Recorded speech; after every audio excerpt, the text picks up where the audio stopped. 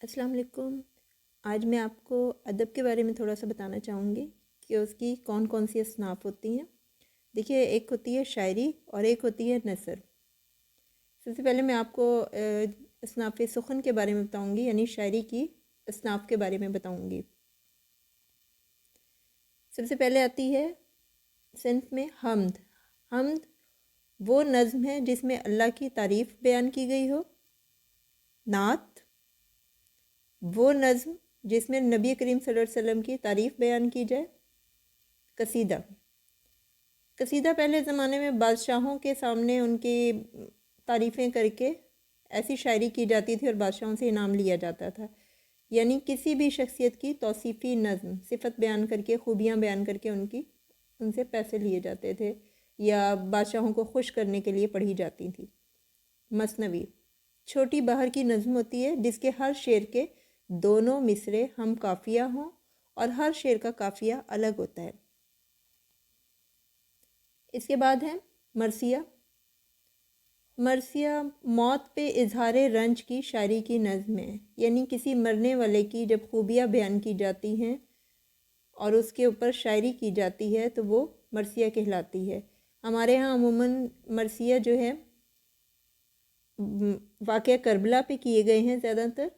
उन्हीं के हज़रत इमाम हुसैन के बारे में जो है ज़्यादातर ये शायरी की गई है। अगला है गज़ल। गज़ल का माना होता है औरतों की बातें या औरतों से बातें, यानी इश्क, हुस्न जमाल, हिजर फ़राक पर जो शायरी की जाती है वो गज़ल कहलाती है। नज़्म नज़्म एक ही मज़मून वाली मुसलसल चलने वाली शायरी, यानी एक ही नज़्म ऐसी होती है जिसमें एक ही मौजू को लेकर उस पर शायरी की जाती है।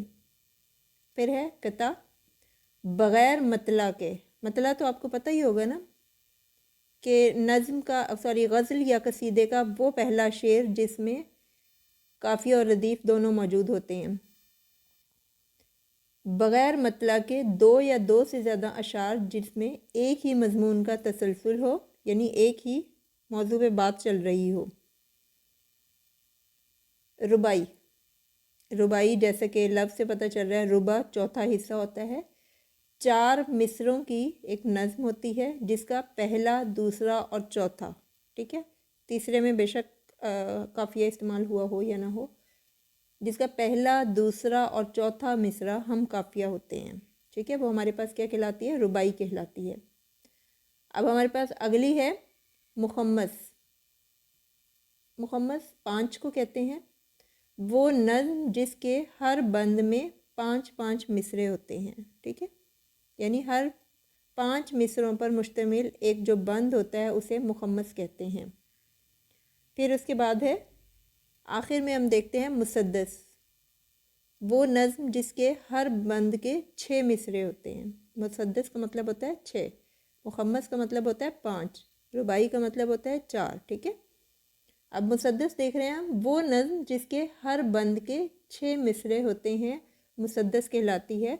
आप लोगों को पता होगा सबसे मशहूर जो है मुसद्दस हाली है। अब ये हमने क्या पढ़ा है? असनाफ़ सुखन।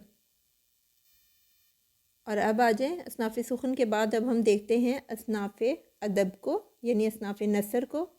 उसमें कौन कौन सी सिन्फ है? सबसे पहले हम देखते हैं दास्तान। दास्तान होती है कहानी की कोई कदीम किस्म होती है। दास्तान में आप लोक दास्तान भी कह सकते हैं।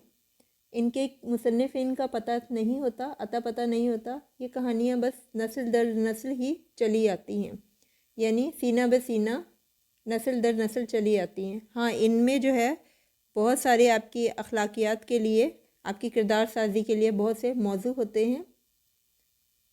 अब अगली देखते हैं हम नावल। मुसलसल तवील किस्सा जिसका मौजू इंसानी ज़िंदगी हो और कई किस्म के किरदार मौजूद होते हैं। अफसाना। अफसाना एक मुख्तसर कहानी को कहते हैं। ड्रामा। ड्रामा ऐसी कहानी जिसको स्टेज पर किरदारों की मदद से पेश किया जाता है।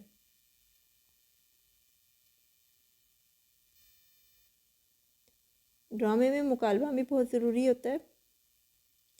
अब है इंशाइया। हल्का फुल्का मौजू, ज़िंदगी के किसी एक मौजू पर लिखा जाने वाला मजमून। खाका, खाका निगारी कहते हैं किसी शख्सियत की मुख्तसर मगर जामे तस्वीर कशी, यानी इतना हो तो बहुत मुख्तसर मगर उसमें उसकी ज़िंदगी के तमाम पहलुओं को समो दिया जाए। मजमून, किसी मुअय्यन मौजू पर ख़यालात तो अपने एहसासात का इजहार। आप बीती, आप बीती कहते ख़ुद नविश्त को। सवाने उम्री, किसी की ज़िंदगी पर लिखना, अपने बारे में लिखना कि अपने ऊपर क्या बीतती है, अपनी ज़िंदगी के बारे में।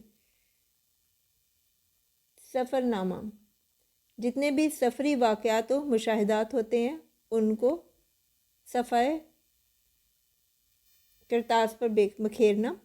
फिर है मकतूब निगारी, मकतूब कहते हैं ख़त को, यानी ख़त लिखना। सवाने उम्री, किसी आम या किसी ख़ास शख्स की हयात का, ज़िंदगी का बयानिया तफसील से बयान करना, तफसील से लिखना। ये हमने आपको आज असनाफ़ अदब और उनकी तारीफ़ें बताई हैं, यानी असनाफ़ नसर की तारीफ़ें बताई हैं और असनाफ़ सुख़न की तारीफ़ें बताई हैं कि इसमें कितनी किस्म की चीज़ों पे लिखा जा सकता है। मुझे उम्मीद है आप लोगों को बहुत अच्छे से समझ आ गया होगा। अगले वीडियो का इंतज़ार करें। अल्लाह हाफ़िज़।